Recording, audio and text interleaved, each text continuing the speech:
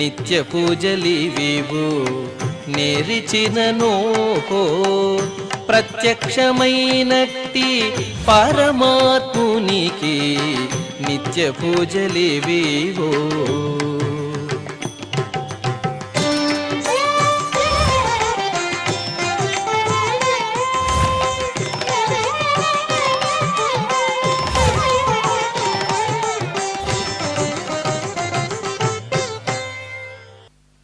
ఓం నమో వెంకటేశాయ. ఈరోజు శుక్రవారము, శ్రీ విశ్వావసునామ సంవత్సరము, ఉత్తరాయణము, శిశిర ఋతువు, మాఘమాసము, శుక్లపక్షము, ద్వాదశి తిథి, ఆరుద్ర నక్షత్రము, జనవరి 30, 2026.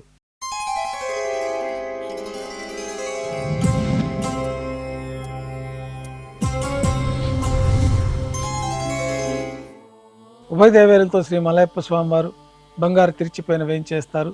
మేళతాళాలతో ఊరేగింపుగా విమాన ప్రదక్షిణంగా సంపంగి ప్రాకారంలో గల కళ్యాణ మండపానికి చేరుకుంటారు. కళ్యాణోత్సవం ప్రారంభమవుతుంది.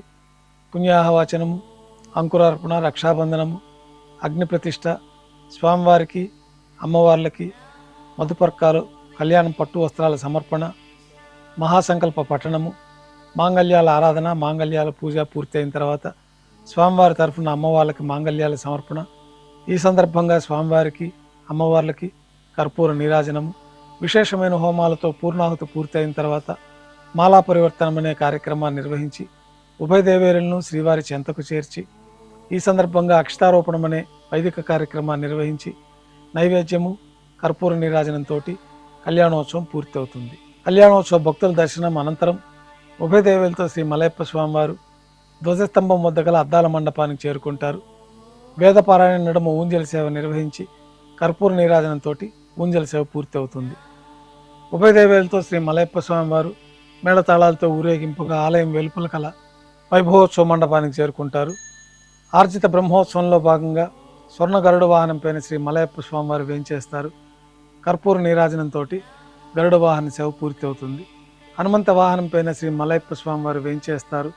కర్పూర నీరాజనంతో హనుమంత వాహన సేవ పూర్తి అవుతుంది. పెద్ద శేష వాహనం పైన శ్రీ మలయప్ప స్వామివారు వేంచేస్తారు. కర్పూర నీరాజనంతో పెద్ద శేష వాహన సేవ పూర్తి అవుతుంది. ఉభయ దేవేరులతో కలిపి శ్రీ మలయప్ప స్వామివారికి కర్పూర నీరాజన సమర్పణతోటి ఆర్జిత బ్రహ్మోత్సవం పూర్తి అవుతుంది. సాయం సంధ్య వేళలో 1000 దీపాలతో అలంకరించబడి ఉన్న సహస్ర దీపాలంకరణ సేవ మండపానికి ఉభయ దేవేరులతో శ్రీ మలయప్ప స్వామివారు మేళతాళాలతో చేరుకుంటారు. వేదం, గానం, నాదం నడుమ సహస్ర దీపాలంకరణ సేవ జరిపి నక్షత్ర నీరాజనము, కర్పూర నీరాజన సమర్పణతోటి దీపాలంకరణ సేవ పూర్తి చేసుకొని 4 తిరువీధుల ఉత్సవం జరుపుకొని ఆలయంలో వేయించేస్తారు. ఆలయంలో నైవేద్యం పూర్తయిన తర్వాత గర్భాలయంలో వేయించేస్తారు. వెంటనే రాత్రి తోమాల సేవ ప్రారంభమవుతుంది. ఉదయం సమర్పించిన పుష్పమాలికలన్నీ చల్లింపు చేసుకొని గర్భాలయాన్ని శుద్ధి చేసుకొని బంగారు పంచపాత్రలో శుద్ధ తోయాన్ని నింపుకొని శ్రీవైకానస భగవత్ శాస్త్రోక్తమైన విధానంలో దేవతామూర్తులందరికీ ఉపచారాలు సమర్పించి కొత్త పుష్పమాలికలతోటి మూలమూర్తికి, ఉత్సవమూర్తులకి అలంకరణ జరిపి చతుర్వేద మంత్రాలతో మంత్రపుష్పాన్ని సమర్పించి నక్షత్ర నీరాజనము, కర్పూర నీరాజన సమర్పణతోటి తోమాల సేవ పూర్తి అవుతుంది. తులసీ దళములతో అష్టోత్తర శతనామార్చన నిర్వహించిన తర్వాత రాత్రి నైవేద్యంలో భాగంగా అన్నప్రసాదాలు, పన్యారాలు, దోశ, ఘంటానాథం మధ్య శ్రీవారికి నైవేద్యంగా సమర్పించి తిరువీస నైవేద్యం పూర్తయిన తర్వాత భక్తులని సర్వదర్శనానికి అనుమతిస్తారు. కొద్ది విరామం తర్వాత ఏకాంత సేవలో భాగంగా రాత్రి సమర్పించిన పుష్పమాలికలన్నీ సల్లింపు చేసుకొని గర్భాలయాన్ని శుద్ధి చేసుకొని బంగారు పంచపాత్రలో బ్రహ్మ తిరువారాధన కోసమైన ప్రత్యేకమైన తీర్థాన్ని సమర్పించి ఏకాంత సేవలో భాగంగా కౌతుక బేరమైన శ్రీ భోగ శ్రీనివాసమూర్తి వారిని బంగారు పట్టు పాన్పు పైన వేంచేపు చేసుకొని ఈ సందర్భంగా దారోష్ణమైన గోక్షీరము, జీడిపప్పు, ద్రాక్ష, బాదం పప్పు, కలకండ కలిపిన మిశ్రమం, పండ్లు నైవేద్యంగా సమర్పించి కర్పూర నీరాజనంతో ఏకాంత సేవ పూర్తి అవుతుంది.